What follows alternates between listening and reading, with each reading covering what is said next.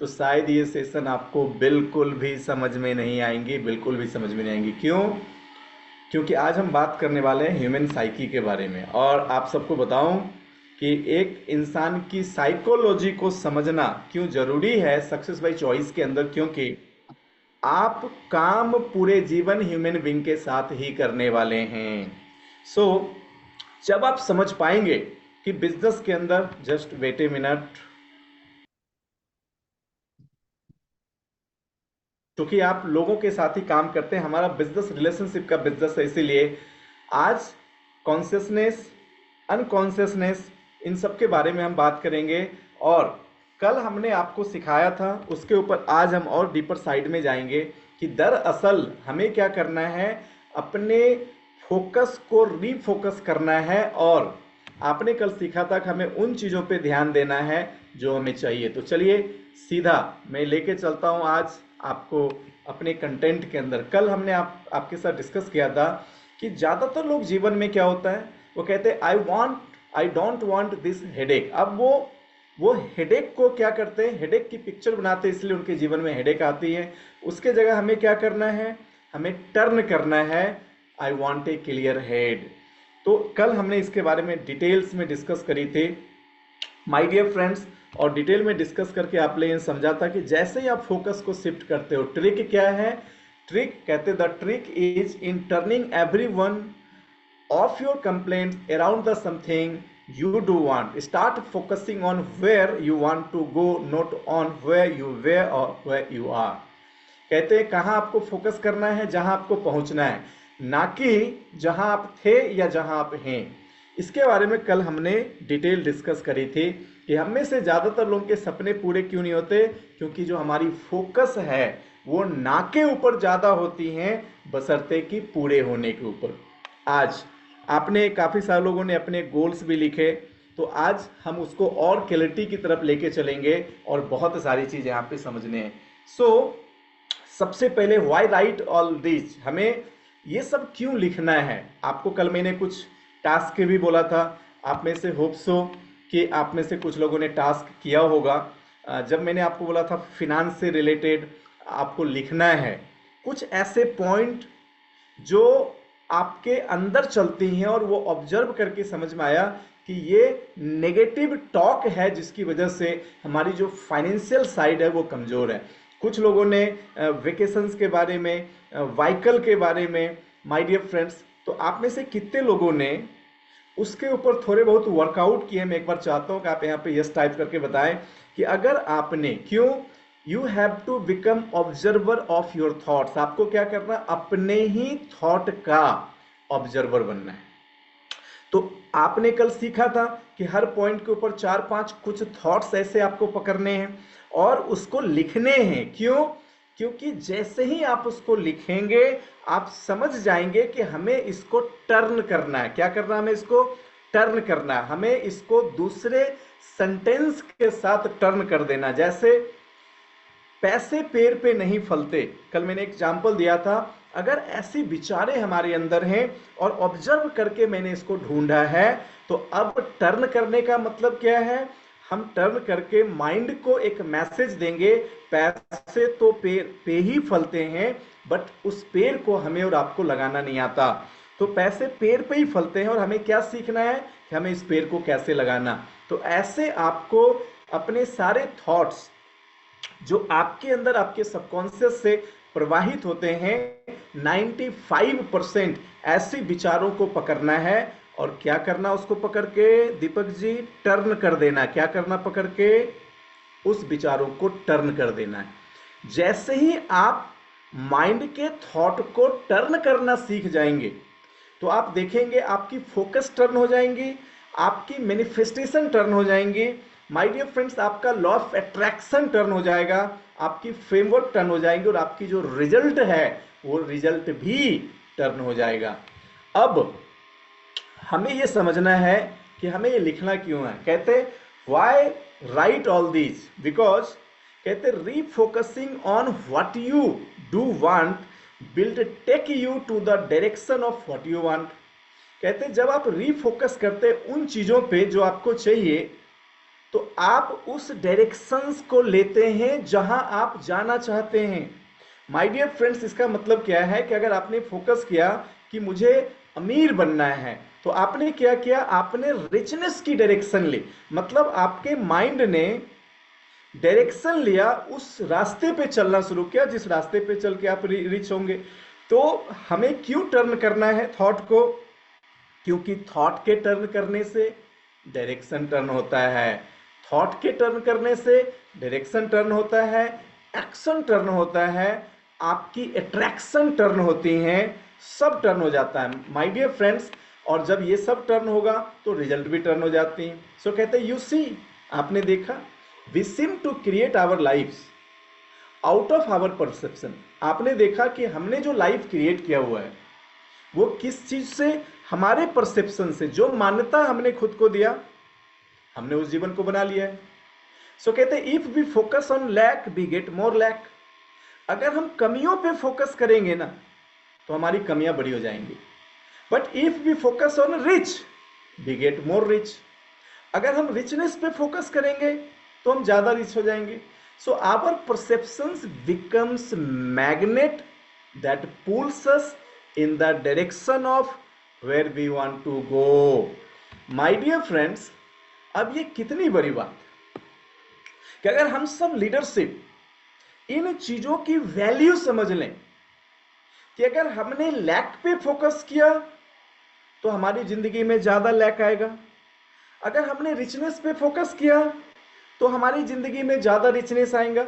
तो जिन चीजों पे हम फोकस करेंगे, कहते हैं where focus goes energy flows. जहां हमारी फोकस जाएंगी हमारी ऊर्जा वहीं पे प्रभावित होती है। जब आप थॉट को ऑब्जर्व करना शुरू करेंगे तो आप देखेंगे कि मोस्ट ऑफ द टाइम्स हमारी जो फोकस होती है वो काफी नेगेटिव साइड्स में होती है और काफी लिमिटिंग पे होती है। और इसीलिए ये एक लाइन क्या कहता है कि हमारी जो लाइफ है वो हमारे ही परसेप्शन का नतीजा है। अब यहां पे एक बात ध्यान से समझना है माय डियर फ्रेंड्स, इसका मतलब विचार बनाए जिंदगी, विचार बनाए जिंदगी। अगर विचार जिंदगी बनाती है तो हमें अपने विचारों पे कितना कॉन्शियस होना पड़ेगा। माय डियर फ्रेंड्स, जब आप ये सोचेंगे कि अगले 6 महीने के अंदर आप विस्टीज से 1 लाख रुपए की इनकम करने जा रहे हैं, तो आप देखेंगे जैसे ही आपने 1 लाख रुपए को होल्ड किया, आप थोड़ी देर थॉट को ऑब्जर्व करते रहेंगे, आपको कुछ अच्छे लीडर दिखने लगेंगे, कुछ आपके वर्किंग राइजिंग स्टार दिखने लगेंगे, कुछ फील्ड में अच्छे प्रोस्पेक्ट दिखने लगेंगे, कुछ फील्ड में आपको ऐसे लोग दिखने लगेंगे। आप दिमाग पे ऑब्जर्व करके ध्यान देंगे तो समझ में आएगा कि जब आप 1 लाख रुपए पे फोकस कर रहे हो तो आपका दिमाग उस डायरेक्शन को क्रिएट कर रहा है जिसपे वो सब लोग आ रहे हैं जो आपके 1 लाख रुपए के लिए सहायक होने वाले हैं।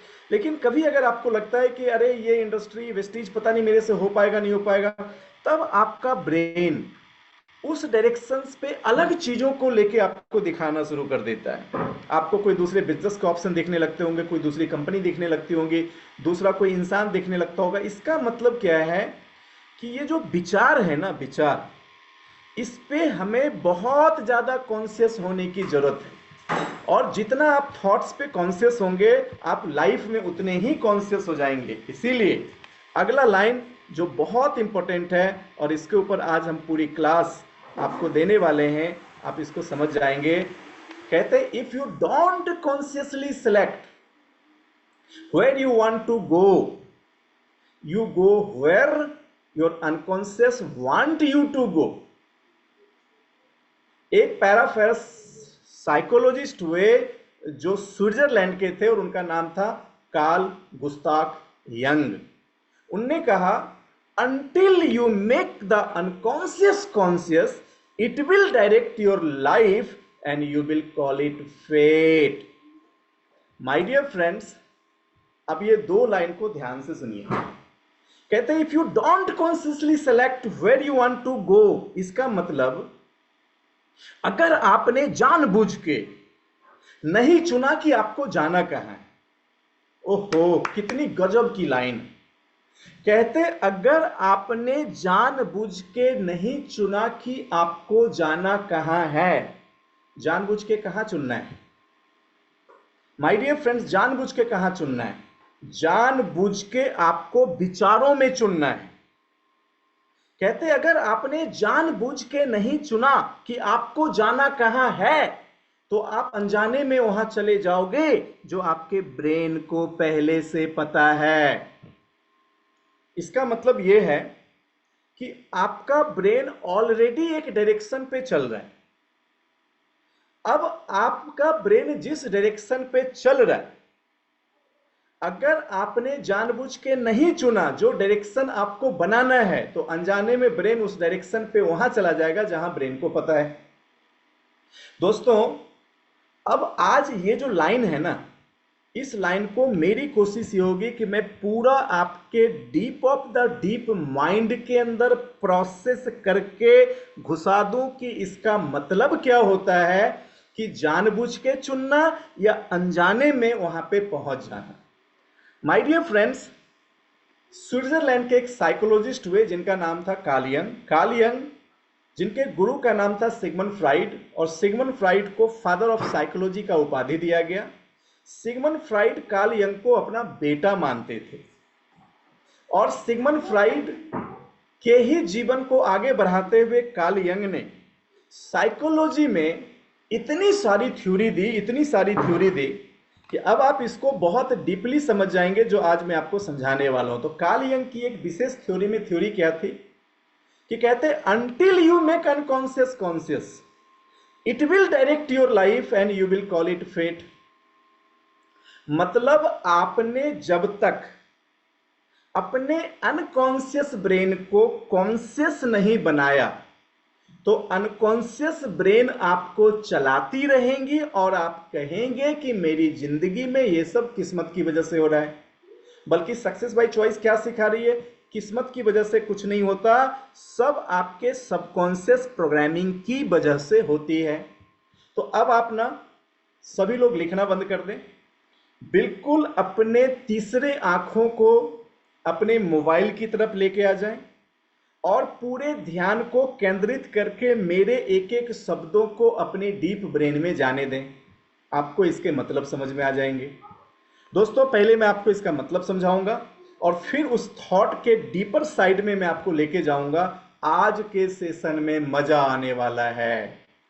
माय डियर फ्रेंड्स, चाइना में एक लड़की हुई, उस लड़की का नाम रखा गया जोशी। ध्यान से सुनना। जोशी जो अपने बचपन की अवस्था में कुछ लगभग 8-9 सालों की होंगी, तो जोशी अपने घरों में हर रोज देखा करती थी कि मेरे मम्मी और पापा आपस में बहुत झगड़ा करते हैं। अब जब जोशी देखती थी कि मेरे मम्मी और पापा आपस में झगड़ा करते हैं, तो वो समझने की कोशिश करती थी कि झगड़ा करते क्यों हैं। तो जोशी को लगता था कि हमारे घर में सारे झगड़े की जो मूल वजह है वह है पैसा। तो एक बात जो जोशी ने बचपन से सीखा, वो बचपन से ये सीखा कि सारी बुराइयों का जड़ है पैसा। क्यों? क्योंकि झगड़ा क्या है जी? झगड़ा अच्छा है या बुरा है? तो झगड़ा बुरा है। उसके घर में हर रोज क्या हो रहा था? झगड़ा हो रहा था। झगड़े से जोशी को क्या समझ में आ रहा था कि मेरे घर के झगड़े रूपी जो ये सारी बुराई है ना, उसका जड़ है पैसा। अब जोशी ने अपने जीवन में बरसों तक जब इस झगड़े को देखते रहे देख रहे थे कॉन्शियसली, बट धीरे धीरे सबकॉन्शियस माइंड ने एक चीजों को फीड कर लिया कि सारी बुराई का जड़ है पैसा। अब वो जोशी इस घटना के कुछ वर्षों के बाद, तकरीबन जब उसकी उम्र थी लगभग 14 से 15 साल, तो वो एक दिन अपनी माँ के साथ और अपने पिताजी के साथ एक रेस्टोरेंट में गए। उस रेस्टोरेंट में जहां उसकी मम्मी ने कुछ फूड के ऑर्डर किए, ध्यान से सुनना, कुछ फूड ऑर्डर किया, जिसके फूड मेन्यू के राइट साइड की प्राइस को देखने के बाद उसके पिताजी ने उस ऑर्डर को कैंसिल कर दिया, क्योंकि पिताजी को लग रहा था कि इस फूड में बहुत पैसे लगेंगे। तो उन्होंने कैंसिल कर दिया और इस पे जोशी की माँ को गुस्सा आ गया और उसने उसी रेस्टोरेंट के अंदर झगड़े शुरू कर दिए। लेकिन उस झगड़ों में वो साधारण नहीं था। मेरे साथ हमेशा अक्सर ऐसा ही क्यों होता है बोल के वो खूब चिल्लाने लगी। और उस झगड़े में जोशी के पिता ने एक जोर की थप्पड़ जोशी की मां को मारा और तभी वो चेयर से स्किट करके गिर गई। उसके सर के पिछले हिस्से में चोट लगा और 11 मिनट के अंदर उसके मां की डेथ हो गई।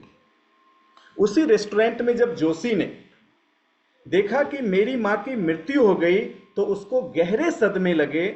और वो गहरे सदमे में ये जो बातें थी उसके ब्रेन में जाके उसके डीपर साइड में पूरी तरह से सेट हो गई। अब वो जोशी जो इस सदमे से उबरने में बरसों लगे, बरसों तक वो सदमे में रही और जब वो सदमे से उबरी तब उसने पहली बार दुनिया के सामने प्रकाशित किया कि मुझे नर्स बनना है। जोशी ने अपने जीवन के आगे की कथा में लिखती हैं, उन्होंने नर्सिंग की पढ़ाई शुरू करी और नर्सिंग की पढ़ाई के बाद कुछ सालों तक पढ़ाई पूरा करने के बाद वो एक हॉस्पिटल में नर्स बन गई। लेकिन उसके नर्स बनने के कैरियर में, उसकी नर्सिंग के कैरियर के केवल 3 वर्ष हुए थे और उसकी जीवन इतनी बदतर हो गई कि उन्होंने सुसाइडल अटेम्प्ट लिया। दोस्तों, क्योंकि उसके पास पैसे ही नहीं होते थे, उन्होंने सुसाइडल अटेम्प्ट लिया और उसके बाद वो किसी तरह से बच गई। जब जोशी को उन सुसाइडल अटेम्प्ट से बचाने वाली उसकी एक दोस्त ने उसको कहा, तू पागल हो गई है क्या, तुमने सुसाइड क्यों कमिट किया? उन्होंने कहा, क्योंकि मेरी जिंदगी पूरी नरक हो गई है, मैं अब जीना नहीं चाहती। और उन्होंने मतलब अपनी जिंदगी से हार गए थे। तो जोशी की जो दोस्त थी, जोशी की दोस्त ने उसको कहा कि देख, मैं समझ सकती हूँ कि तू बहुत परेशान है, तेरे जीवन में बहुत सी समस्या है, लेकिन मैं तुम्हें एक चीज बोलना चाहती हूँ कि तुम एक शख्स से जाके मिलो, वो तुम्हारी सारी समस्याओं का हल कर देगा। तो चाइना के अंदर वो एक लड़की जो कि उस समय मुश्किल से 18 साल की उम्र पूरी कर रही होंगी और उसके हालात 21-22 साल की उम्र पूरी कर रही होंगी, उसके हालात ऐसे थे, वो जाके एक शख्स से मिली जिसको हम साइकोलॉजिस्ट कहते हैं। साइकोलॉजिस्ट ने जब जोशी की काउंसलिंग करी तो काउंसलिंग करके उन्होंने कहा कि मैं एक ऐसे शख्स को जानता हूं जिन शख्स के पास आप जाएं और आप जाके उनसे मिलें, वो कुछ लगातार ब्रेन की प्रोग्राम करते हैं और वो आपकी मदद कर सकते हैं। तो जोशी को साइकोलॉजिस्ट की काउंसलिंग और बातें इतनी अच्छी लगी कि जोशी ने फैसला किया कि इससे पहले कि वो जिंदगी खराब करे, एक बार जाके मिलेंगी, देखती वहां पे मिलके क्या होता है। जोशी ने एक शख्स से मिले जिस शख्स ने उसको अपने कोर्स में इनवाइट किया और जोशी उसकी कोर्स में गई। जब जोशी उसकी कोर्स में गई और उस अपने कोच से वो मिली तो कोच ने उनसे कई सारे सवाल पूछे। इसके बाद देखो, ध्यान से सुनना, क्योंकि अगर आप ध्यान से नहीं सुनोगे इस पूरी स्टोरी को भूल जाओगे, आपको समझ में नहीं आएगा। जोशी के कोच ने उससे पूछा कि तुम ध्यान से सुनना, बचपन में तुम्हें क्या अच्छा लगता था? तो जोशी ने कहा कि बचपन में मुझे अच्छा लगता था कि मैं किसी से भी जब बात करती थी तो मैं इतना प्यार से बात करती थी कि उससे मेरे संबंध बहुत अच्छे हो जाते थे। फिर उस कोच ने पूछा, लेकिन तुम नर्स क्यों बनी? नहीं, उसने दूसरा सवाल पूछा, तुम्हारा फेवरेट सब्जेक्ट क्या था? पहला सवाल पूछा, तुम्हें बचपन में अच्छा क्या लगता था? उसने बताया कि किसी भी इंसान के साथ एक अच्छी गुडविल बनाना, रिलेशन बनाना बहुत अच्छा लगता था। उसने पूछा कि तुम्हारा फेवरेट सब्जेक्ट क्या था? उन्होंने कहा कि मेरी सबसे अच्छी सब्जेक्ट मेरी मैथमेटिक्स और इकोनॉमिक्स, मतलब अर्थव्यवस्था और गणित के अंदर मेरी रुचि बहुत थी। तो उस कोच ने पूछा, लेकिन तुम डॉक्टर क्यों बनी, नर्स क्यों बनी? तो जोशी को समझ में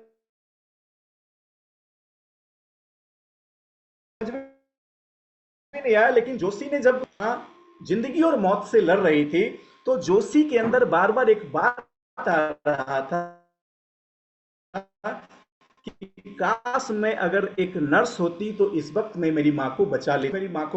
मां को तो नहीं बचा पाई, लेकिन अनजाने में, ध्यान से सुनना, अनजाने में ये बेचारे जोशी की ब्रेन में चली गई और ये उसके ब्रेन के सबकॉन्शियस में चला गया। और जब जोशी ने उस सदमे से बाहर निकले तो लगभग उस समय 25 साल के आसपास उम्र हो रही होगी, 23, 24, 25 साल, और वो नर्सिंग को शुरू करके वो नर्स बन गई। और जब उसने सुसाइड कमिट किया तो डॉक्टर ने पूछा, तुमने सुसाइड कमिट क्यों किया? तो उनने बताया क्योंकि मेरे हालात इतने खराब हो गए थे, इतने खराब हो गए थे कि मेरे पास पैसे नहीं थे और मैंने सैकड़ों लोगों से पैसे उधार ले लिया। तो उस कोच ने जोशी को दो तीन बात बताई। अब वो दो तीन बात ध्यान से सुनो। उस कोच ने बताया कि दरअसल तुम्हारे पास पैसे नहीं थे, ये सच्चाई नहीं है। सच्चाई ये है कि तुम्हारी नर्सिंग की जॉब के बाद तेरे खाते में हर महीने सैलरी आ रही थी। तेरे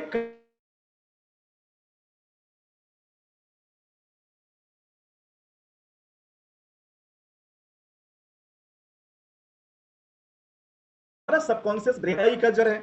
और इंसान का फितरत है कि जो चीज हमें बुरी लगती है हम उसे ज्यादा देर अपने पास नहीं रख सकते। तो जोशी के पास जैसे ही पैसा आता था, सारी बुराई का जड़ है पैसा, उसका अनकॉन्शियस ब्रेन वो सारे पैसे को फटाफट फटाफट खर्च करता था और वो सारे पैसे खत्म कर देता था। और इसकी वजह से पूरे महीने उसे उधार लेके जीवन चलाना होता था। जोशी ने जब अपने विचारों को ऑब्जर्व करना शुरू किया तब उसको समझ में आया कि असली प्रॉब्लम्स मेरे पैसे नहीं थे। असली प्रॉब्लम का जो कारण था वो पैसों के साथ मेरी ब्रेन की जो रिलेशनशिप बनी हुई थी कि ये पैसा ही सारी बुराई का जड़ है। वो विचार जो बचपन में मेरे ब्रेन में आ गया था वो असली कारण था जिसके वजह से मेरे सारे पैसे बर्बाद हो रहे थे और मैं सारे पैसे को बर्बाद कर रही थी।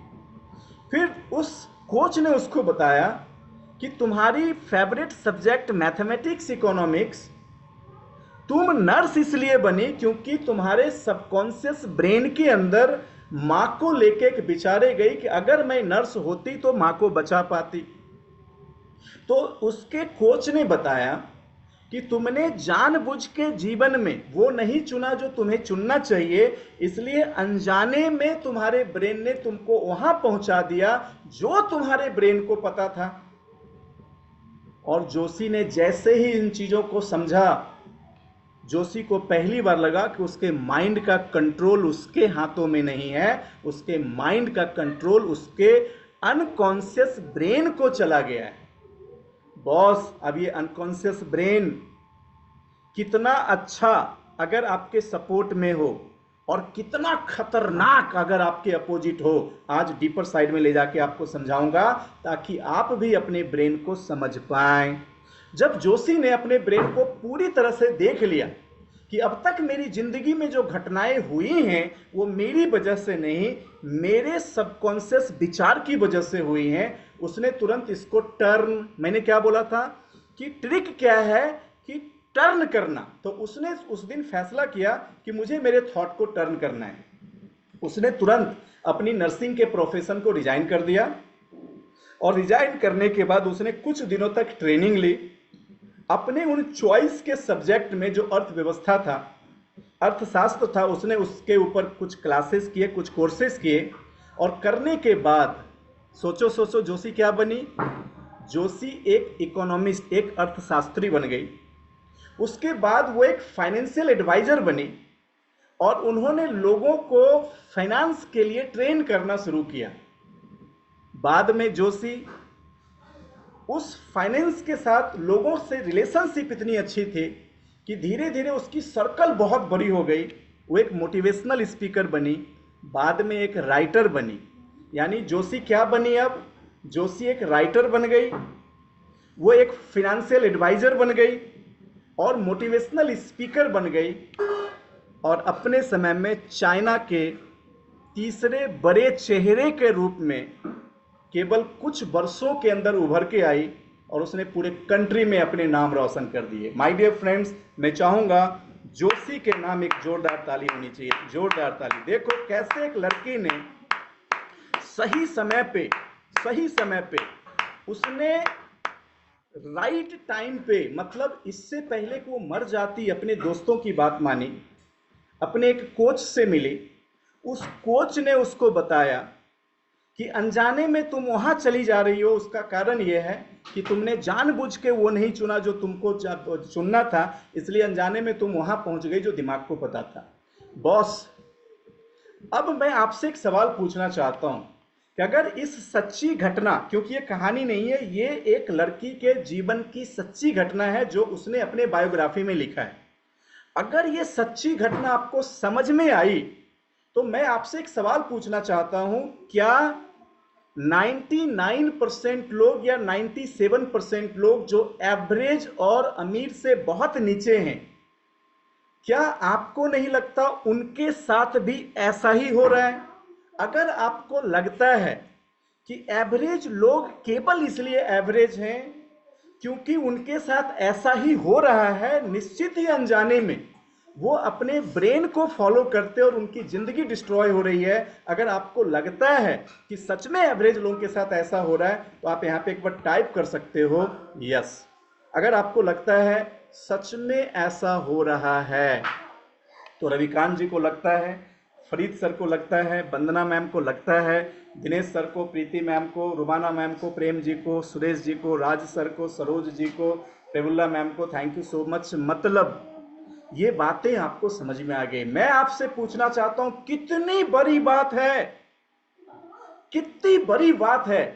आपको आपको मैं बताऊं, अक्सर जब मैं अपने कैरियर काउंसलिंग सेशंस के अंदर आता हूं तो हर लोगों को बोलता हूं कि जिंदगी में याद रखना 3% लोग जीवन को चुनते हैं, 97% लोग जीवन को सुनते हैं। सुनने का मतलब यह है कि आपको आउटर वर्ल्ड चला रहा है और चुनने का मतलब यह है कि आपको कॉन्शियस वर्ल्ड, आपको अपनी वर्ल्ड चला रही है। दोस्त, अगर आप आउटर वर्ल्ड से ड्राइव हो रहे हो तो इस पृथ्वी की कोई ताकत आपको सफल नहीं बना सकती। अगर आप इनर वर्ल्ड से ड्राइव हो रहे हो तो इस पृथ्वी की कोई ताकत आपको असफल नहीं बना सकती। बस इतनी सी बात है, पूछना अपने आप से कि क्या आज मैं वो कर रहा हूं जो मेरे अंदर की आवाज है। अगर आपका आंसर आता है नो तो आप जिंदगी में कभी सफल नहीं हो सकते, और अगर आपका आंसर आता है यस तो इस पृथ्वी की कोई ताकत आपको असफल नहीं बना सकता। My dear friends, Carl Jung ने क्या कहा था? अब कार्ल यंग के इस कथन के पीछे उनकी ऐसी दर्जनों किताबें हैं जो पढ़नी पड़ेगी शायद एक लाइन को समझने के लिए जो कार्ल यंग ने कहा। और कार्ल यंग, आप समझ लीजिए, साइकोलॉजी की परिभाषा वहां से शुरू हुई थी जब सिगमंड फ्राइड और कार्ल यंग ने पूरी दुनिया में साइकी को स्टडी किया। और कंप्लीट आज भी दुनिया के सारे साइकियाट्रिस्ट जो होते हैं ना, जो आपको किसी मेंटल हॉस्पिटल में मिलते हैं, अगर इनसे पूछेंगे अपने जीवन में सबसे ज्यादा आइडल किसको मानते हैं तो 90% से ज्यादा लोग मिलेंगे जो सिगमंड फ्राइड और कार्ल यंग का नाम लेंगे, क्योंकि उनको पूरी जिंदगी में सबसे ज्यादा थ्योरी इन्हीं की पढ़ाई जाती है। क्यों? साइकी के हर लेयर की स्टडी इन्होंने करी। तो आपने कार्ल यंग की उस लाइन के कितने गहरे मतलब हैं। Until you make unconscious conscious, जब तक आप अपने अनकॉन्शियस को कॉन्शियस नहीं बनाएंगे जिंदगी में घटनाएं होती रहेंगी और आप कहेंगे ये सब मेरी भाग्य की वजह से हो रहा है। जैसे जोशी की जिंदगी में घटनाएं हो रही थी और जोशी मान रही थी कि ये मेरी भाग्य की वजह से हो रहा है। आपने और एक स्टोरी तो सुनी होगी, जब मैं बताता हूं कि एक लड़की जो कुछ 4-5 साल की उम्र में थी, और ये भी सच्ची घटना है क्योंकि वो ऑलरेडी मेरे से कई बार मिले हैं, हमारे साथ उन्होंने वर्कआउट किया है और उन्होंने अपनी लाइफ का डीप एक्सपीरियंस मुझे बताया था। At the age of 4 years उनने बताया उनके साथ एक्चुअल प्रॉब्लम क्या थी कि उनकी शादी हुई, उनके जो पार्टनर, उनके जो पार्टनर्स थे बहुत अच्छे थे, हैंडसम थे, केयरफुल थे और बहुत ध्यान रखते थे। ये लड़की बहुत परेशान हो गई जिसको शादी के 10 वर्षों तक ये समझ में नहीं आया कि मेरे अंदर मेरे हस्बैंड के लिए जो लव है वो क्यों जनरेट नहीं होता।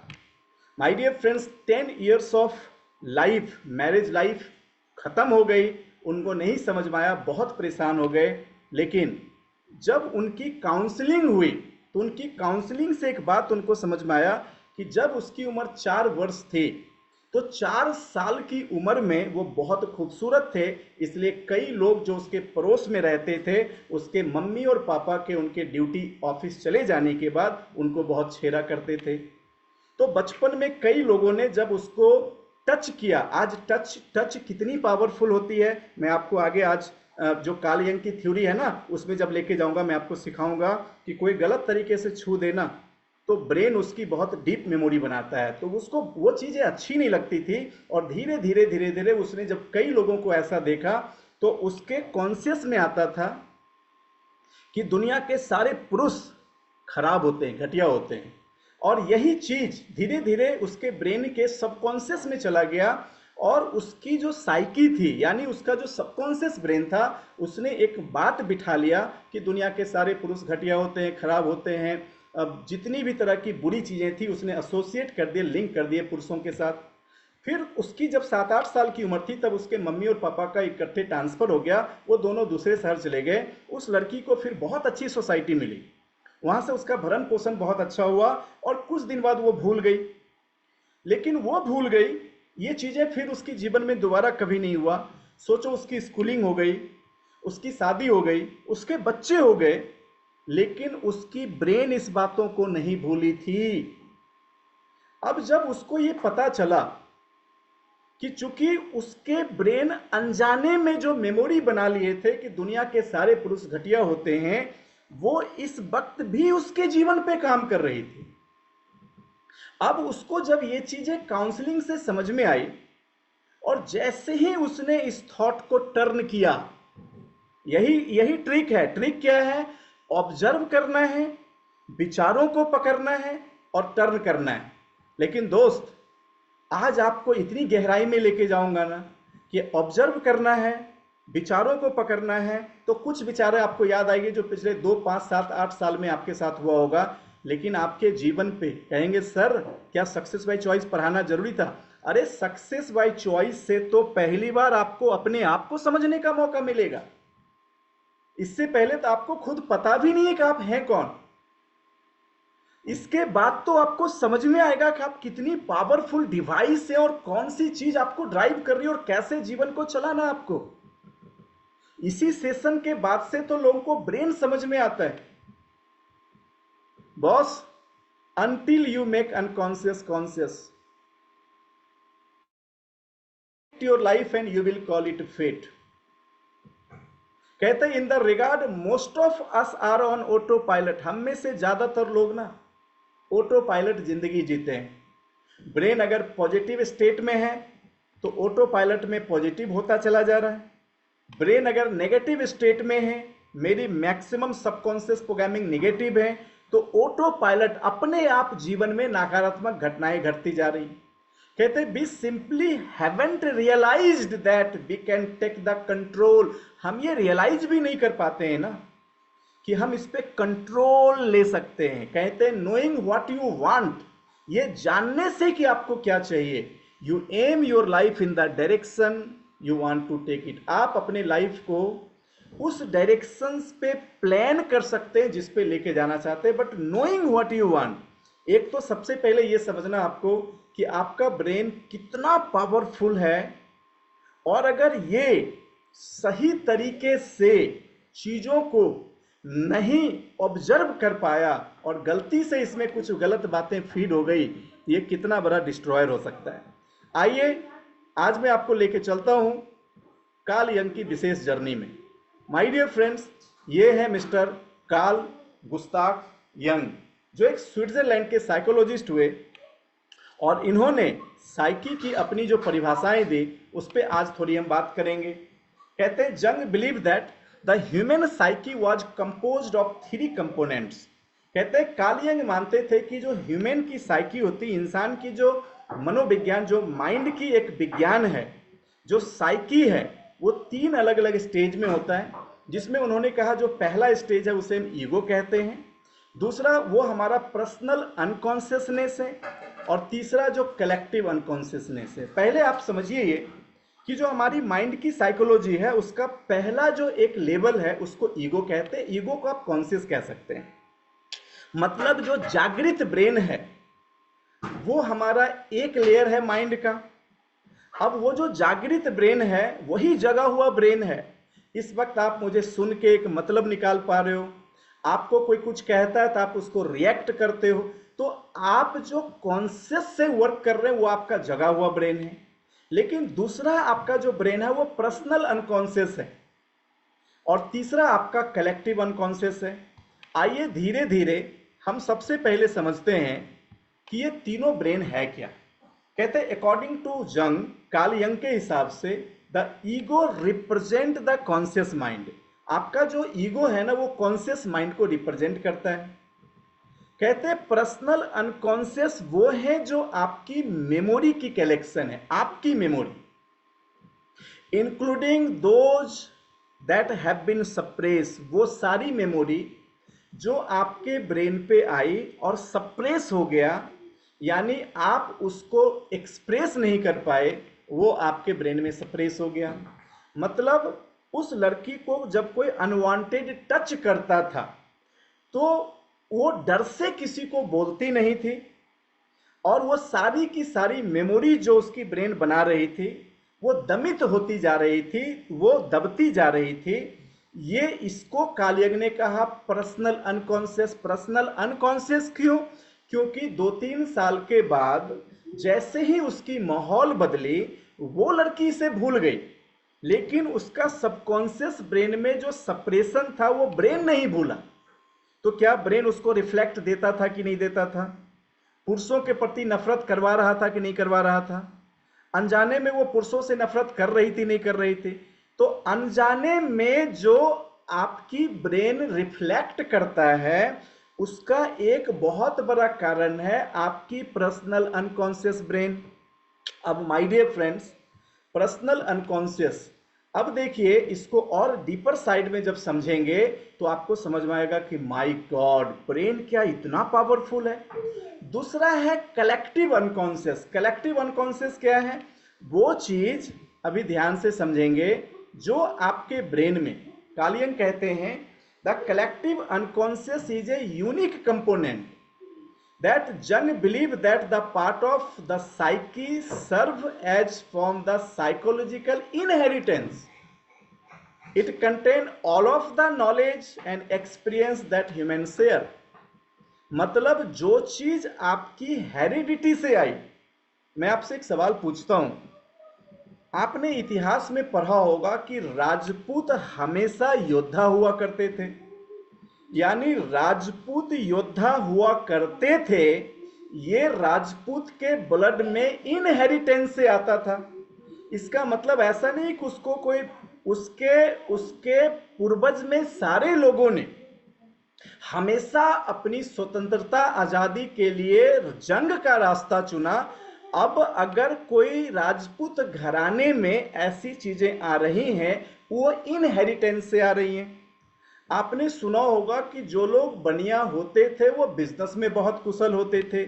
इसका मतलब उसकी कई गुण जो जन्म से उसमें आ जाती हैं वो उनके इनहेरिटेंस से आ रहा है। इसको कहते हैं personal unconscious. My dear friends, कई लोग जो रिच होते हैं वो जनरेशन टू जनरेशन रिच हो जाते हैं क्योंकि रिचनेस उसकी अनकॉन्शियस से आ जाती है। कई लोग जो गरीब होते हैं वो भी इनहेरिटेंस से बहुत सारी मेमोरी लेके आ जाते हैं। जैसे कई लोग जो बिजनेस को बिल्कुल पसंद नहीं करते, एक सेकेंड,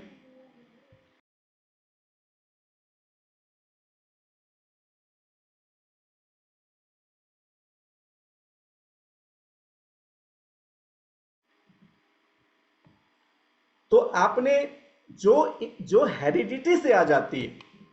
अब आप देखिएगा जीवन में आप ऐसे बहुत से काम करते हैं बाय डिफॉल्ट, जो काम आप इसलिए करते हैं क्योंकि वो आपके पिताजी करते थे, आपके दादाजी करते थे, दादाजी की पिताजी करते थे, उनके पिताजी करते थे और आपको किसी ने सिखाया नहीं, लेकिन फिर भी उसी डायरेक्शंस पे आप भी वही चीज कर रहे हो। तो ये आपकी कलेक्टिव अनकॉन्शियस, मतलब कलेक्टिव मतलब क्या? ऐसी करोड़ों थॉट्स जो आपकी हेरिडिटी यानी जनरेशन से आई हैं और वो आपके ब्रेन पे काम कर रही हैं, वो है कलेक्टिव अनकॉन्शियस।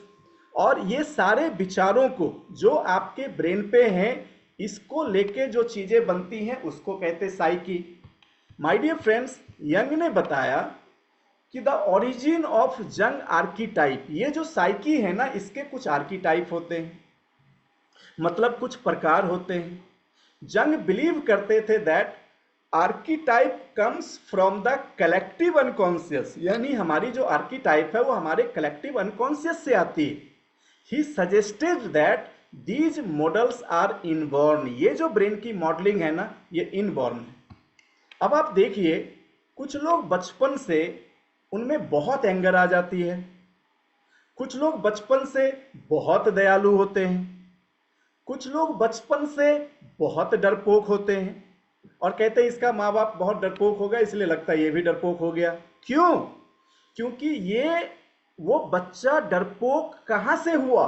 तो वो जो थॉट्स, जो मेमोरी मां के गर्भ में लेके आ रहा है, जो मेमोरी उसके स्टेम सेल में है। स्टेम सेल समझते हो ना, आपके बॉडी का सबसे मेन सेल, और आपकी स्टेम सेल आपके मदर फादर की सारी मेमोरी लेके आती है। वो मेमोरी जो आप जीवन में कभी समझ नहीं पाएंगे, लेकिन आप पे वो चीजें होती रहेंगी, आपको पता भी नहीं चलेगा कि ना तो आपने इस शब्द को कहीं पढ़ा, ना तो आपने ऐसी कोई कैरेक्टर्स कहीं सुनी, लेकिन वो भी आपसे होगा। क्यों? क्योंकि आपका जो स्टेम सेल है वो सारी मेमोरी को कैरी कर रहा जो आपके पूर्वजों से आई हैं। और कालियन कहते थे कि ये कलेक्टिव अनकॉन्शियस है, आप उसको कभी कॉन्शियस नहीं कर पाएंगे, लेकिन वो आपके कैरेक्टर्स में होगा।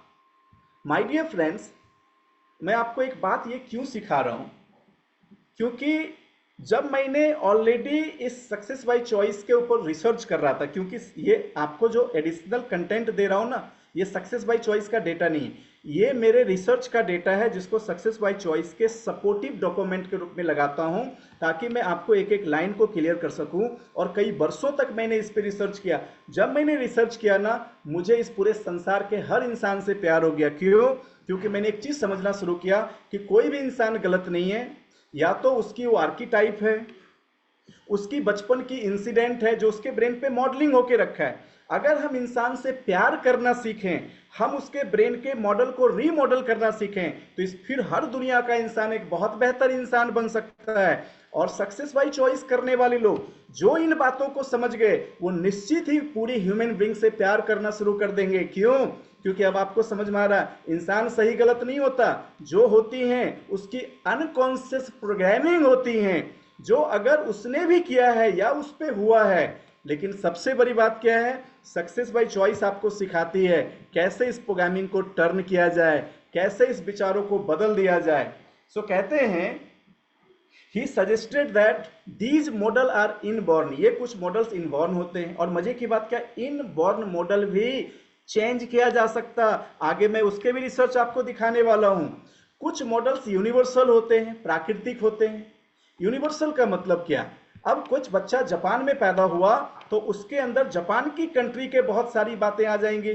कुछ यूनाइटेड स्टेट ऑफ अमेरिका में पैदा हुआ, उसमें जापानीज बच्चा वाला कल्चर नहीं आएगा। जो इंडिया में पैदा हुआ उसमें तो ना तो यूनाइटेड स्टेट ऑफ अमेरिका ना जापानीज बच्चे के कल्चर आएंगे। तो ये जो आ रहा है ना बच्चों में, वो यूनिवर्सल आ रहा है। तो कुछ चीजें यूनिवर्सल आ जाती हैं, कुछ चीजें इनबॉर्न होती हैं, और कुछ उसकी हेरिडिटी से आ जाती हैं। So archetype origin how we experience certain things, कहते हैं कि कुछ सर्टन थिंग्स को हम कैसे एक्सपीरियंस करते हैं, इससे हम आर्कीटाइप को समझ सकते हैं। All the most powerful ideas in history go back to archetype. इतिहास में जितने भी पावरफुल आइडियाज हैं ना, वो आर्कीटाइप से आते हैं। जंग ने इसको एक्सप्लेन किया है किस पुस्तक में? उस पुस्तक का नाम है the structure of the psyche. अगर आप इस किताब को पढ़ेंगे ना, आप कहेंगे सर आपने कितनी गजब की बुक सजेस्ट की है। ये साइकी के पूरे स्ट्रक्चर को डिफाइन किया है। और देखिए, अगर आप इस किताब को पढ़ेंगे ना, जैसे मैं कहता हूं ना कि जब आप मेरे सामने खड़े हो जाएं तो आधे घंटे बात करने के बाद मैं आपके माइंड और आपके फ्यूचर की 80% चीजों को नोट कर सकता हूं। उसी बेसिस पे मैं आपको कमेंट भी देता हूं कि अगर आपने इस काम को किया तो आपको सफल होने से दुनिया की कोई ताकत नहीं रोक सकती। मुझे 2024 में मेरे एक लीडर मुझसे पूछ रहे थे कि सर आपने एमबीए वर्ल्ड वाइड के अपने ही टीम के अंदर आज तक जिन जिन को कहा है कि आपको सफल होने से कोई रोक नहीं सकता, आप काम करो, वो सबके सब सफल हो गए हैं, तो आप हर किसी को क्यों नहीं कह देते? तो मैंने उनको कहा कि भाई मेरे, मैं हर किसी को नहीं बोलता। जब किसी इंसान के साथ बात करने के बाद उसकी जो डेटा, उसकी जो थॉट्स हैं, जब उसको मेरी ब्रेन प्रोसेस करती है, तो मेरे नॉलेज, मेरी स्किल और एक्सपीरियंस के बिहाफ में समराइज होकर निकलता है और वो कहता है कि वो कामयाब हो जाएगा। अब ये कोई मैजिक नहीं है जो मैं करता हूं, ये हमारी वो नॉलेज है, वो एक्सपीरियंस है जो हमें इन्हीं साइकोलॉजिस्ट से और दुनिया के हजारों राइटर्स से, जिन्होंने ब्रेन के ऊपर इतने रिसर्च किए हैं, उसको पढ़ने के बाद हमें मिला है। और ये मेरे जीवन के लिए मेरी बहुत बड़ी ब्लेसिंग है। इससे मुझे मदद मिलता है उन लोगों के साथ बिजनेस करने में जो आने वाले फ्यूचर में बहुत बड़े साइनिंग स्टार बनने वाले हैं, आने वाले फ्यूचर में दुनिया में बहुत बड़ी क्रांति करने वाले हैं। और इससे मुझे मदद मिलता उन सभी लोगों को हटाने में जिस पे मैं टाइम वेस्ट करूंगा, क्योंकि मैं टाइम वेस्ट नहीं करना चाहता। तो ये एजुकेशन जैसे आज मुझे मेरी मदद कर रहा है, सक्सेस बाय चॉइस की यही एजुकेशन कल आपकी भी मदद करने वाला है। दोस्त, आगे हम समझेंगे काली अंक की जो आर्कीटाइप है, आर्कीटाइप क्या होती हैं और किस प्रकार की होती है। काली अंक ने बेसिकली 4 आर्कीटाइप को यहां पे बताया है, जिसमें सबसे पहला है पर्सोना। कहते हैं हर इंसान की एक आर्कीटाइप होती है जिसको हम पर्सोना कहते हैं। अब आप समझ लीजिए पर्सोना क्या है। पर्सोना आपके चेहरे का एक मास्क है। मास्क का मतलब क्या है कि दुनिया के ज्यादातर लोग जब घर से बाहर निकलते हैं तो चेहरे पे एक मास्क लगा के निकलते हैं, उनकी बिहेवियर बिल्कुल अलग हो जाती है। लेकिन जैसे ही घर के चौखट के अंदर वो घुसते हैं, उनकी पूरी बिहेवियर चेंज हो जाती है। अब एक इंसान 2 तरह की जिंदगी जी रहा है। इसका मतलब जब वो घर से बाहर निकलता है तब वो अपने उस चेहरे पे मास्क, विचारों की मास्क लगा लेता। ये जरूरी भी है, क्योंकि अगर हमारी ओरिजिनल कैरेक्टर पूरी दुनिया के सामने आती रहेगी तो ज्यादातर लोग होंगे जिनके संबंध खराब हो जाएंगे। तो आपकी साइकी में ये जो आर्कीटाइप है जिसमें आप अपने भेष बदल लेते हैं। अभी देखिए, बचपन में मैंने हिंदी में एक कहानी पढ़ा था, उस कहानी का नाम था भेड़ और भेड़िए। भेड़ और भेड़िए में एक कैरेक्टर था जिस कैरेक्टर का नाम था रंगास्यार। रंगास्यार का मतलब क्या है? वो दरअसल अंदर से कुछ और था, और वो रंगा मतलब वो अपने ऊपर नकली मास्क लगा लेता था। तो हम में से ज्यादातर लोग रंगे सियार की तरह होते हैं। लेकिन आपको इससे नेगेटिव नहीं होना है, आपको ये समझना है कि ये जो इंसान मास्क लगाता है इसको पर्सोना कहते हैं। और इसी पर्सोना की वजह से कई लोग जिसको साइकी समझ में नहीं आती, वो गलत लोगों के चक्कर में आ जाते। उनको बाद में पता चलता है, अरे यार इसका असली चेहरा तो कुछ और ही था। क्या आप मेरी बात समझ पा रहे हो? अगर समझ पा रहे हो तो आप टाइप कर सकते हैं यहाँ पे, हाँ मैं तो इसे पहचान ही नहीं पाया, मुझे पहचानने में बड़ी गलती हो गई। कितने लोगों की जीवन की रिलेशनशिप खराब हो जाती है अगर उसको साइकी पहचाननी नहीं आएगी। क्यों? वो उसके पर्सोना में फंस जाता है। लेकिन दोस्त, आपको ये सीखना कितना जरूरी है, क्योंकि आप सोच के देखिए कि अगर आप और हम किसी के पर्सोना में फंस गए, अब ऐसा नहीं कि वो इंसान को पर्सोना फेस नहीं होना चाहिए, होना, लेकिन आपको समझ में भी आना चाहिए। अब ज्यादातर लोगों को समझ में नहीं आता तो वो पर्सोना। अब आर्कीटाइप, आपने एक आर्कीटाइप समझ लिया, उसका नाम क्या है? पर्सोना। अब पर्सोना एक नकली चेहरा है। कहते हैं the persons archetype allow peoples to adopt the world. वो क्यों बनाता है? क्योंकि वो चाहता दुनिया उसको अडॉप्ट कर ले, अराउंड देम, उसके आसपास, and fit in with the society in which they live, और उस सोसाइटी में फिट कर दे जहां वो रहता है। कई बार किसी किसी का पर्सोना बाहर निकलता है तो उसको समाज से बहिष्कृत किया जाता है ना, किया जाता है ना, पता ही नहीं था कि इंसान इतना खतरनाक है, इसको बाहर करो बाहर करो, तो उसको सोसाइटी से लोग बाहर कर देते। लेकिन वो पर्सोना क्यों बनाता? क्योंकि वो उस सोसाइटी में फिट बैठ सके। So becoming too closely identify with this archetype can lead people to lose sight of their true selves. My dear friends, अब देखिए, ये एक आर्कीटाइप है। दूसरा आर्कीटाइप है जिसको हम कहते हैं शैडो। ये बड़ी खतरनाक है। शैडो कहते हैं this archetype is often describe as the darker side of the psyche. My dear friends, अब शैडो के बारे में ध्यान से समझना। मैं आपको पूरी साइकोलॉजी तो नहीं पढ़ाऊंगा यहाँ पे, क्योंकि ये तो साइकोलॉजी की क्लास है ही नहीं, बट साइकोलॉजी के कुछ आपको जिस्ट दे रहा हूं ताकि आपको एटलीस्ट कुछ अनुभव हो जाए। शैडो क्या होता है? शैडो हर इंसान के अंदर होता है। देखो एक बात ध्यान से समझना, जो इंसान बहुत अच्छे होते हैं उनके अंदर के शैडो बैड हो सकते हैं, और जो इंसान आपको बहुत बुरे दिखते हैं उनके अंदर के शैडो गुड भी हो सकते हैं। अब मैं आपको एक छोटे से एग्जाम्पल देके समझाता हूं। कुछ दिन पहले आपको पता चला होगा कि श्रीलंका के एक चर्च में एक लड़के ने आत्मघाती बम लगा के खुद को उड़ा लिया और इससे कई लोगों की डेथ हो गई। आपने सुना था इस घटना को? ये कुछ साल पहले की घटना है। उस लड़के ने उस चर्च में जाने से पहले एक बच्चे को बाहर लव कर रहा था, प्यार कर रहा था। अब देखिए वो जिस बच्चों को गले से लगा के प्यार कर रहा था, जबकि उसके बॉडी में बम लगा हुआ है, तो उसको देखने के बाद लोग क्या बोलते हैं? देखो कितना अच्छा इंसान है, बच्चों पे कितना प्यार आ रहा है। और 2 मिनट के बाद पता चला कि वो चर्च के अंदर गया, चर्च में ब्लास्ट हुए और चर्च के अंदर के बहुत सारे लोगों की जान चली गई। अब वो उसका डार्कर साइड था। ऐसा हो सकता है आप किसी शादी में जाएं, वहां पे कुछ लोग जो बड़े मसले से खाने खा रहे हैं, एक बंदे ने हाथ पे प्लेट लिया, उसको अचानक अंदर कुछ हुआ, उसने वो प्लेट दे के दूल्हे के मुंह पे मारा टक से, तो अभी उसने जो तुरंत में ऐसी हरकत कर दी, इसको कहते हैं शैडो। मतलब वो उसके अंदर का एक शैडो है जो उसके अंदर छुपा हुआ है।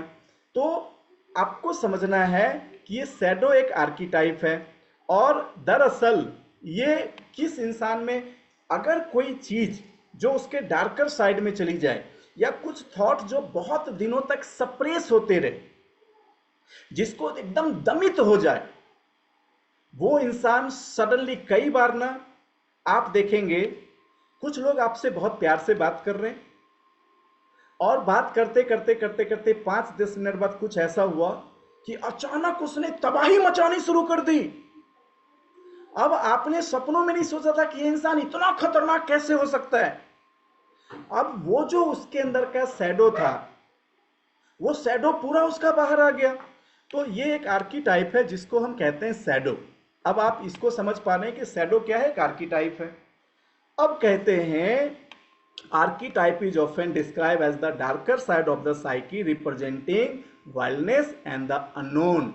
These latent dispositions are present in all of us. ये हम सब में मौजूद होता है। Jung believe all the people sometimes deny this element of their own psyche and instead project it onto others। कई बार वो अपने खुद के अंदर इन चीजों को डिनाई करते हैं, लेकिन ये दूसरों पे प्रोजेक्ट करते हैं। तो कई बार आप देखिएगा कुछ लोग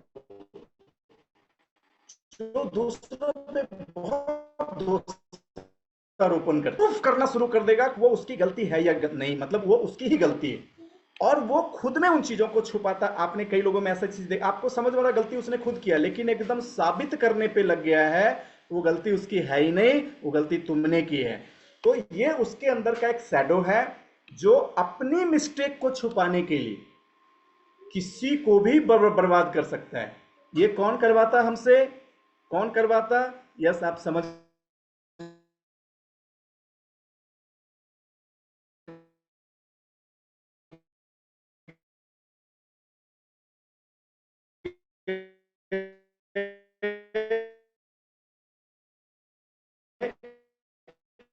ये हमाडो भी हमसे, जिसको कहते हैं एनिमा एंड एनिमस।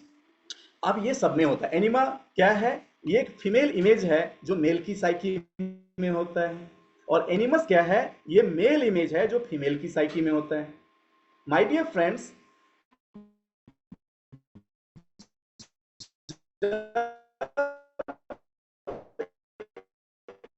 एक वो दोनों गुणों को लेके आता है।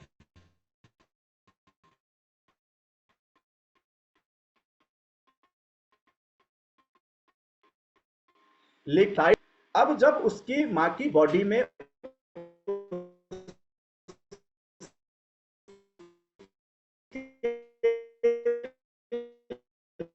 लिंग जितनी भी क्वालिटीज लेके आया है वो सब उसके अंदर दब जाएगा। और अगर वो फीमेल बन के आया तो मेल वाली सारी क्वालिटीज उसके अंदर दब जाएंगी, क्योंकि एक मेल जैसा बिहेवियर नहीं करना, दादा दादी के थे वो भी लेके आया, बट अगर एक मेल होगा तो फीमेल वाली सारी चीज जो हेरिडिटीज आई वो दब जाएंगी, फीमेल पैदा होंगी तो मेल वाली सारी चीज दब जाएंगी। अब ये निकलता कहां पे? What is the best example of any animals का है, उसे कहते हैं love at first sight. Fraction second में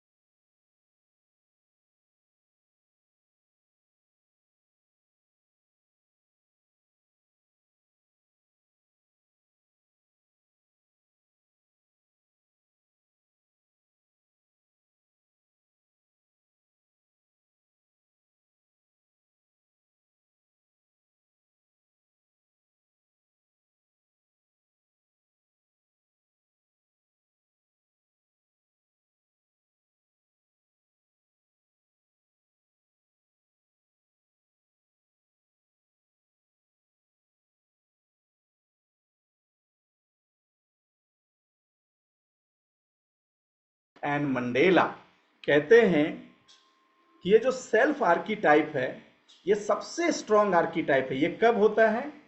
जब आप सेल्फ विजुअलाइजेशन, जब आप सेल्फ को एनालाइज करना शुरू करते हैं।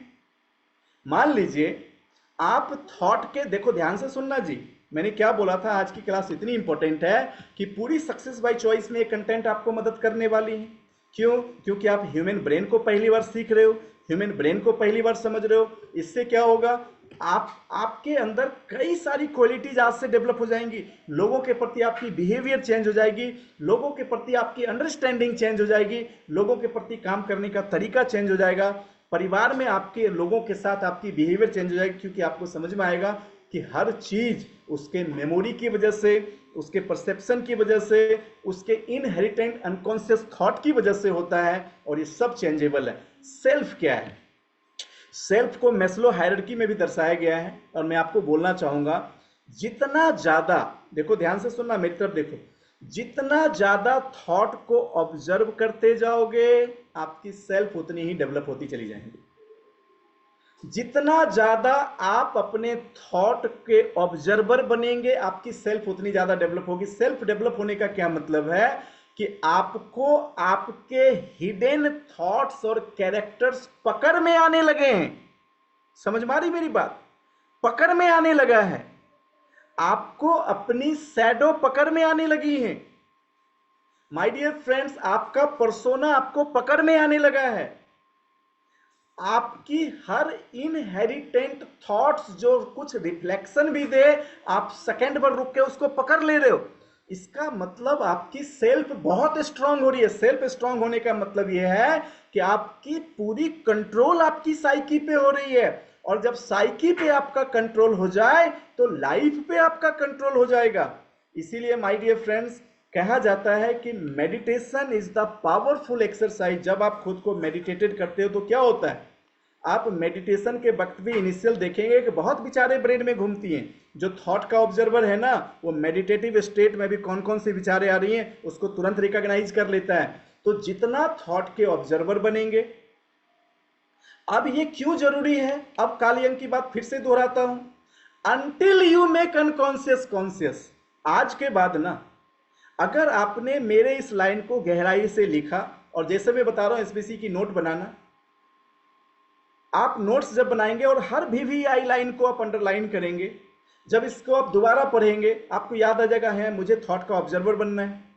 कालियन की ये लाइन याद आ जाएगी, until you make unconscious conscious, फिर आप समझेंगे। और मान लो कि कल सुबह आपको एक थॉट याद आ गई, आपने एक थॉट को ऑब्जर्व किया और आपने जब उसको पकड़ा और दोबारा उस थॉट को माइंड पे प्रोसेस किया, तो आपको लगा माय गॉड ये कितनी खतरनाक थॉट है।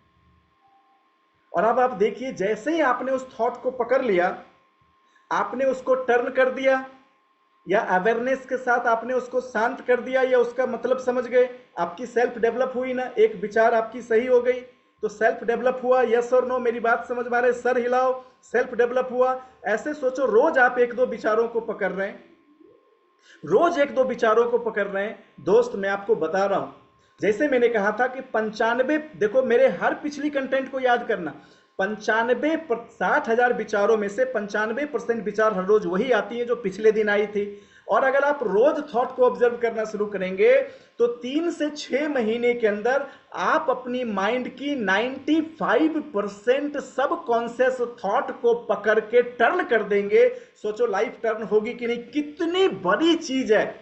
मैं फ्यूचर में ना सक्सेस बाय चॉइस को रिसर्च ओरिएंटेड प्रोग्राम करूंगा, एक एक कोर्स 1-1 लाख में बिकेगी। मैं आपको सच बता रहा हूं, लिख लेना यहां पे। क्यों?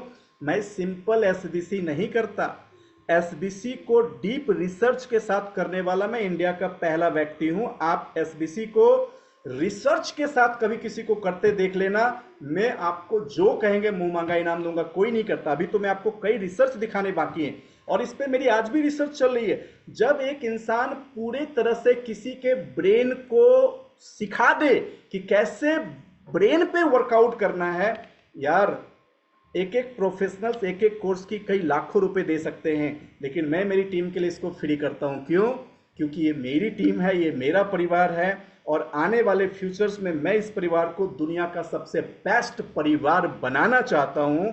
और इस परिवार के साथ मेरा सबसे असीम प्रेम है कि मैं जिंदगी में कितना भी आगे बढ़ जाऊं, लेकिन ये परिवार हमेशा हमारे साथ, हमेशा हमारी मंजिल पे खड़े रहना चाहिए। इसीलिए तो मैं ये सब कुछ इतना डीपली पढ़ता हूं और इतना डीपली सिखाता हूं। आपको ह्यूमन कॉन्शियसनेस को समझ में आना चाहिए।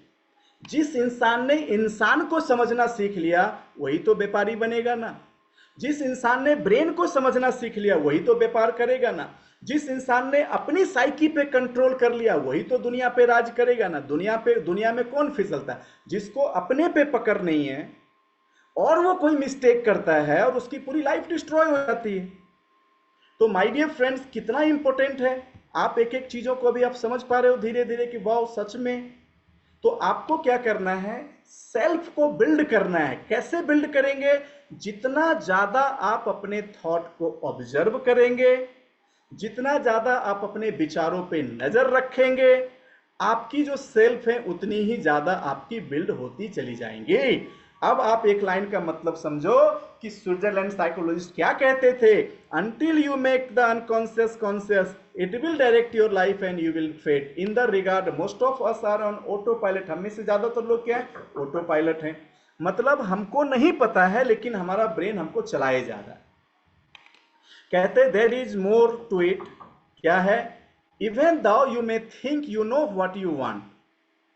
कहते फिर भी अगर आपको लगता है कि आप जान गए कि आपको क्या चाहिए, you may have to look deeper to discover what you really want. समझे?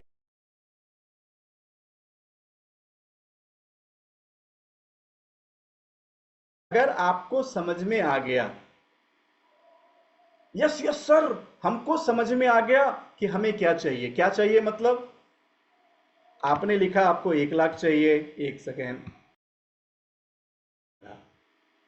आपने कहा आपको 1 लाख रुपए चाहिए, आपको कार चाहिए, आपको घर चाहिए। इतने से काम नहीं चलेगा सरोज, इतने से काम नहीं चलेगा। इस लाइन को ध्यान से देखो और आज की फिर असाइनमेंट आपकी बनने वाली। कहते हैं even though you may think you know what you want.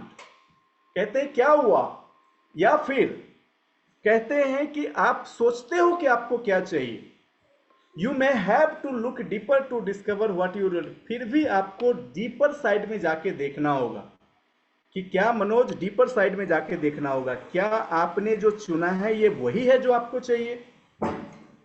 नहीं तो क्या होगा माय डियर फ्रेंड्स, आपने कुछ चुनाव वो नहीं किया जो आपको चाहिए, तो फिर जीवन में गड़बड़ होता रहेगा ना। तो अभी एकदम सक्सेस बाय चॉइस में आगे बढ़ने से पहले सेलेक्ट कर लेना है कि जो आपने सक्सेस बाय चॉइस के कंटेंट के थ्रू अपने लाइफ का गोल, अपना अपना जो आपका ड्रीम है जो आपने चुना है, उसको पहले वेरीफाई करना पड़ेगा। आज का रात आपको वेरिफिकेशन के लिए वेरीफाई करना पड़ेगा कि ये वही ड्रीम है जो आपको चाहिए। कैसे, मैं आपको बता रहा हूं,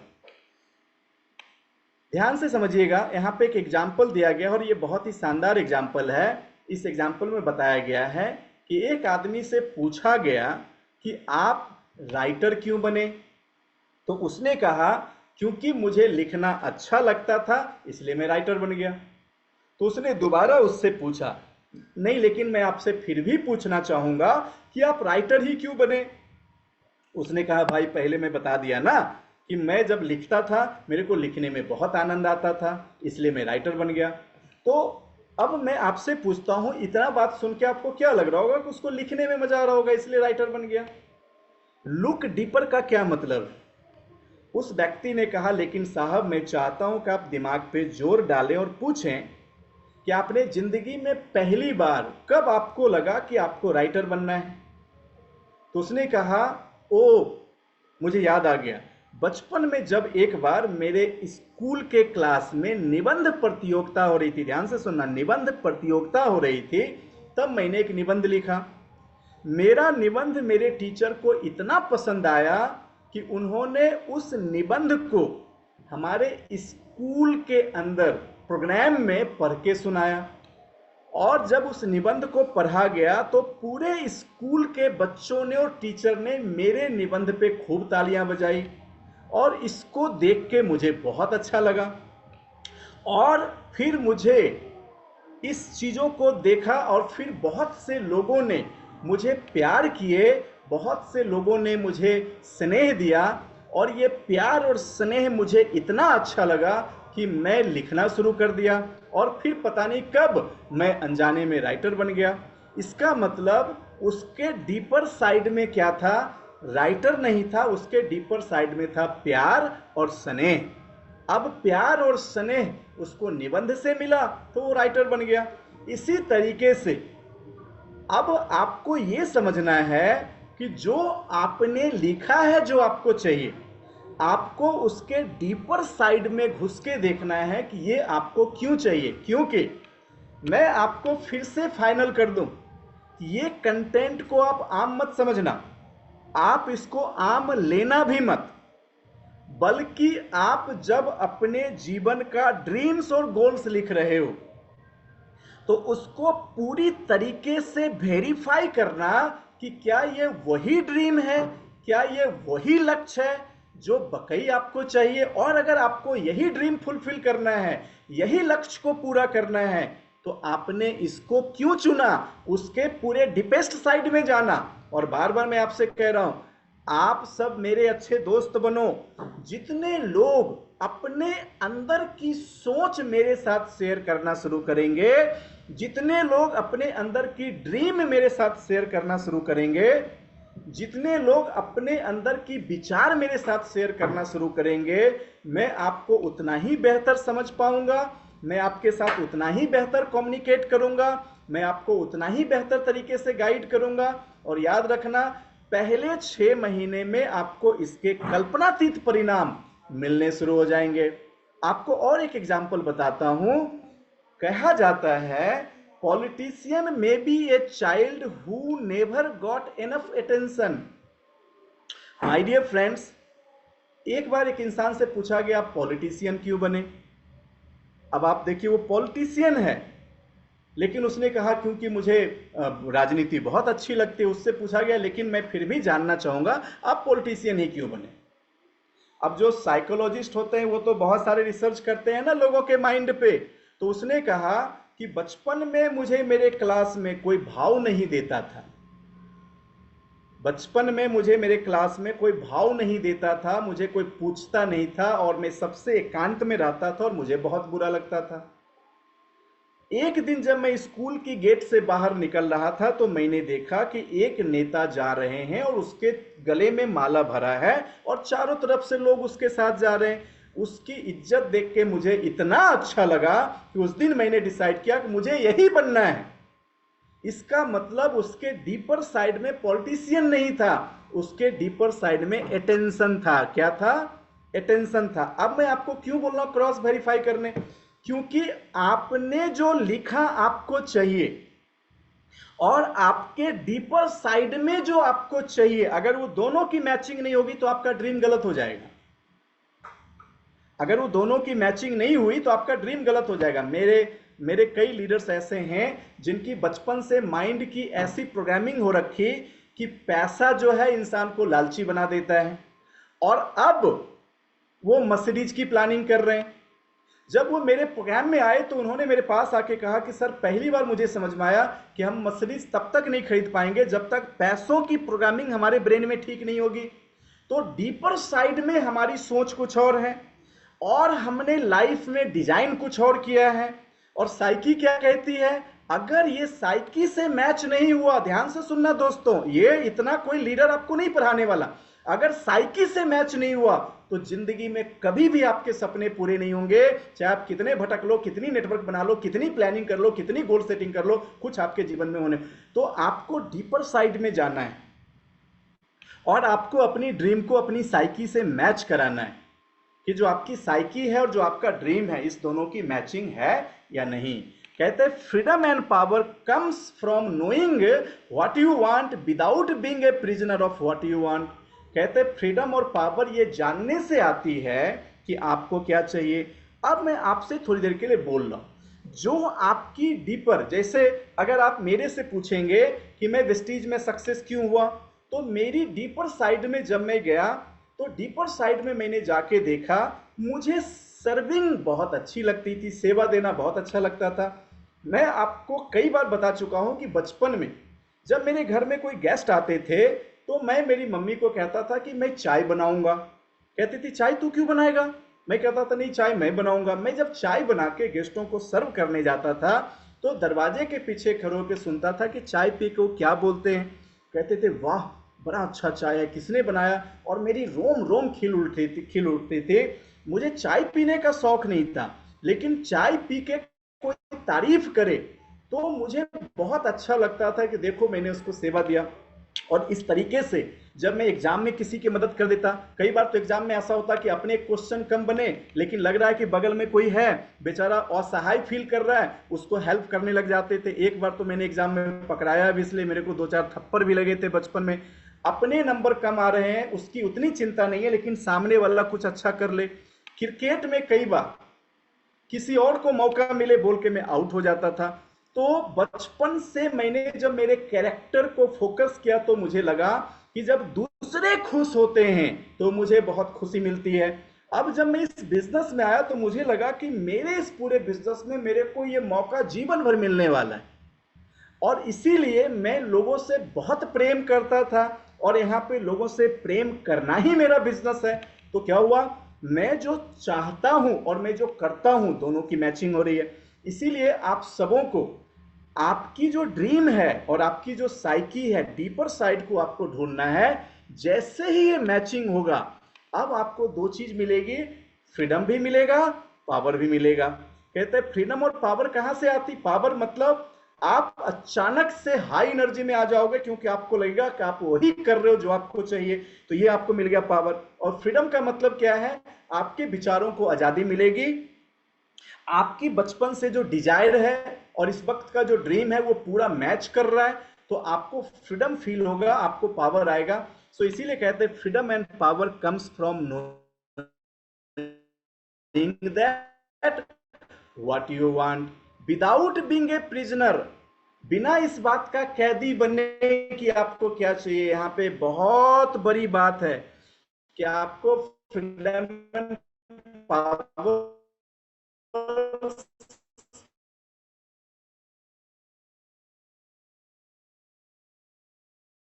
का कैदी नहीं बन बार लोगों ने प्लान किया, अब वो इतना ज्यादा इससे मोटिवेट हो गया कि सोच का कैदी बन गया। अब सोच का कैदी बन के उसने गलत सलत बिलिंग शुरू कर दी। अब गलत सलत बिलिंग करेगा तो क्या होगा, ये वो सोच का कैदी बन गया तो उसको नुकसान हो जाएगा।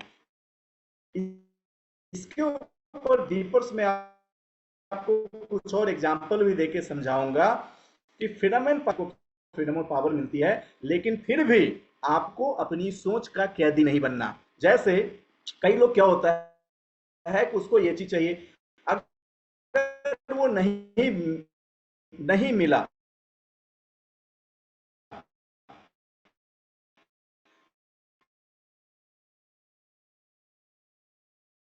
तो भगवान जो है, आपने किसी से प्यार किया, अब आपको देखने से वो अच्छा लग रहा है, तो आपको उसके साथ आपकी पूरी चीजें मैच कर रही है, अब उससे आपकी शादी नहीं हुई, अब आप तबाही मचाना शुरू कर देते हैं कि मेरी शादी उससे क्यों नहीं हुई। तो आपके फ्रीडम एंड पावर्स वहां से मिलेंगे ये जानने से कि आपको क्या, आपको जानने से मिल रहा है कि हमको ये चाहिए, लेकिन नहीं मिला। अब उस सोच के इतने कैदी बन गए हैं कि आपने पूरी दुनिया ही वहां से खत्म करनी शुरू कर दी। तो इसको समझना है कि जानना क्यों है, क्योंकि जो मेरा ड्रीम है, जो मेरी थॉट है, दोनों की मैचिंग है कि नहीं। अगर ये हुआ तो आप यहां से बहुत जबरदस्त तरीके से ग्रो करना शुरू करेंगे और आप देखेंगे कि बहुत जल्द आप लाइफ में बहुत तरक्की करेंगे। माय डियर फ्रेंड्स, आगे अभी कुछ टच नहीं करूंगा कंटेंट को फिर, क्योंकि और भी पावरफुल कंटेंट इसके आगे हैं, बट होप सो आज जो हमने आर्कीटाइप पढ़े ये आपको समझ में आया होगा। Until you make unconscious conscious, it will direct your life and you will call it fate। अब आप सोच के देखो, ये बातें आप समझ में आ रही होगी। जब तक विचारों को ना पकड़े जो अनकॉन्शियसली हो रहा है, ये आपकी जीवन चलाता रहेगा और आप कहेंगे सब मेरी किस्मत की वजह से हो रहा। नहीं। तो आज ये कंटेंट था। और एक चीज जो मैं आपको लास्ट में बताना चाहूंगा, ट्रूली स्पीकिंग, जैसे आपने सीखा कि जब आप किसी भी कंटेंट को सीखते हैं तो उस कंटेंट को प्रयोग में लाने और कैरेक्टर बनाने के लिए जीवन का एक लक्ष्य होना जरूरी है। जैसे आपने उस दुनिया के सबसे बेहतरीन फुटबॉलर रोनाल्डो को मैदान में उतार दिया और गोल पोस्ट हटा दिए। अब रोनाल्डो की स्किल किसी काम की रहेगी? बताओ बताओ, गोल पोस्ट ही नहीं है। क्रिकेट के खेल में दुनिया के सर्वश्रेष्ठ बॉलर को उतार दिया और 3 विकेट उसके हटा दिए, अब बोले उसको बॉलिंग कर, वो उसकी सारी स्किल किसी काम की रहेगी? नहीं रहेगी। दुनिया में आप जितनी भी स्किल अभी लर्न कर रहे हो ना, ये स्किल तभी आपके कैरेक्टर्स बनेंगे जब ये स्किल किसी गोल पे फोकस करेंगे। पर्टिकुलर, रोमाना मैम, पर्टिकुलर एक लक्ष्य पे फोकस करेगा।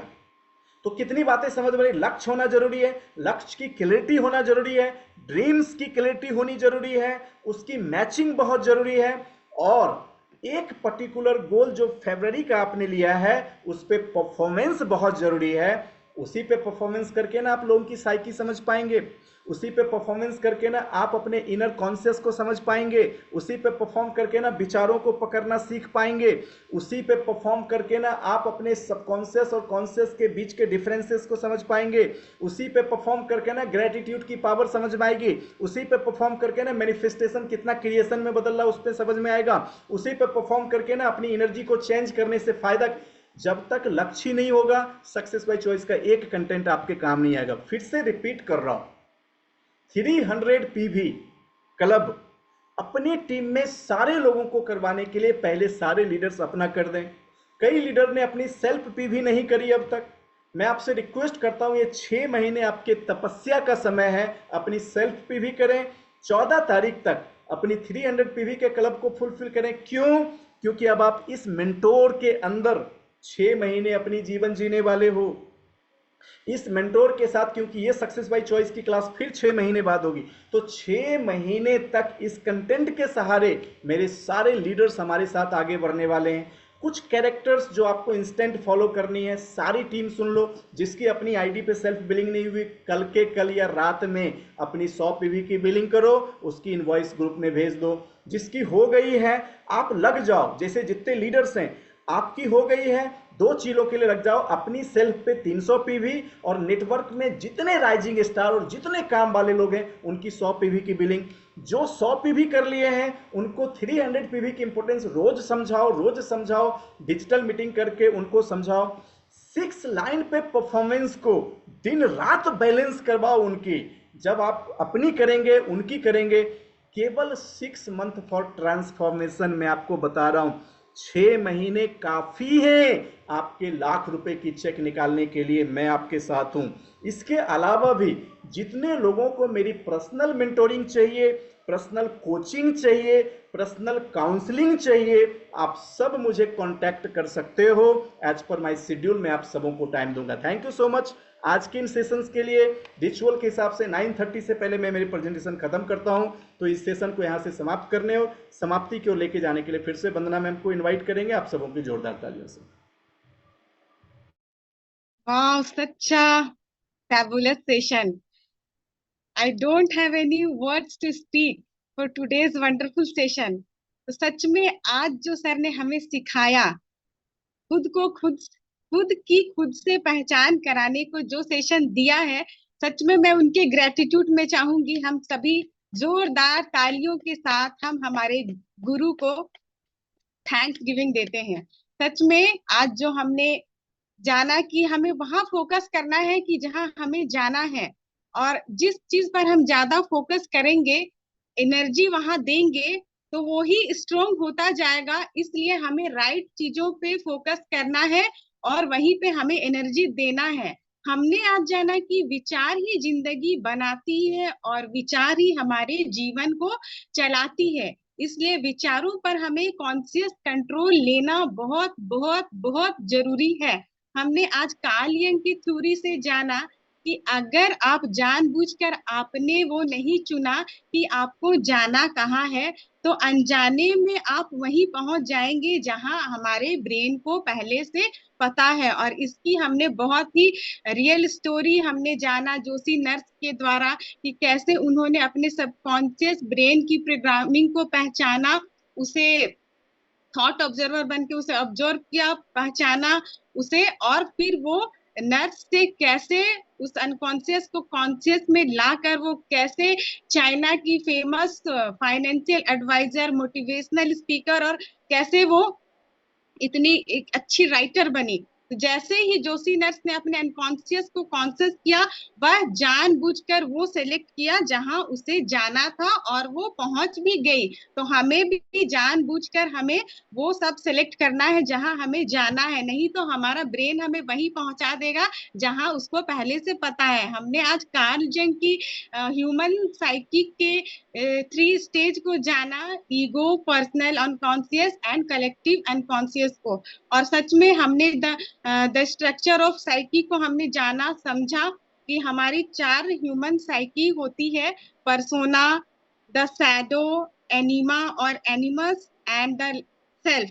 तो इन 4 चीजों को सच में हमने बहुत अच्छी तरीके से हमारे ग्रेट कोच के द्वारा जाना। और हम में से बहुत से लोग ऑटो पायलट हैं और हम नहीं जान रहे कि हमें मतलब ब्रेन जो है हमें वो चला रहा है ना। और अगर हमने अपने जीवन में चुनाव नहीं किया तो ब्रेन हमें वापस वहीं पर ले जाएगा जहां उसको पहले से पता है। और हमें हमारे ब्रेन के डीपर साइड को आज हमने जानना सीखा, और ड्रीम को साइकिक से कैसे मैचिंग करानी है उसको सीखा, और फ्रीडम और पावर कहाँ से आता है हमने वो जाना। और हमें विचारों के कैदी नहीं बनना है, और हमें ड्रीम और थॉट की प्रॉपर मैचिंग करानी है, तभी जाकर हम जीवन में कुछ पा सकेंगे और जहां हमें जाना है उस तक हम पहुंच सकेंगे। लास्ट बट नॉट लीस्ट, नजर बदलो तो नजारे बदल जाते हैं, सोच बदलो तो सितारे बदल जाते हैं, कश्तियां बदलने की जरूरत नहीं, दिशाओं को बदलो तो किनारे खुद ब खुद बदल जाते हैं। इसलिए जो बाहर की सुनता है वो बिखर जाता है, और जो अपने अंदर की सुनता है वो निखर जाता है। तो सच में हमें हमेशा अपने इनसाइड क्लियर होके ब्रेन को क्लियर पिक्चर देना है और अपने अंदर की हमेशा सुनना है, अपने थॉट्स की ऑब्जर्वर बनकर। तो thank you so much sir, thank you.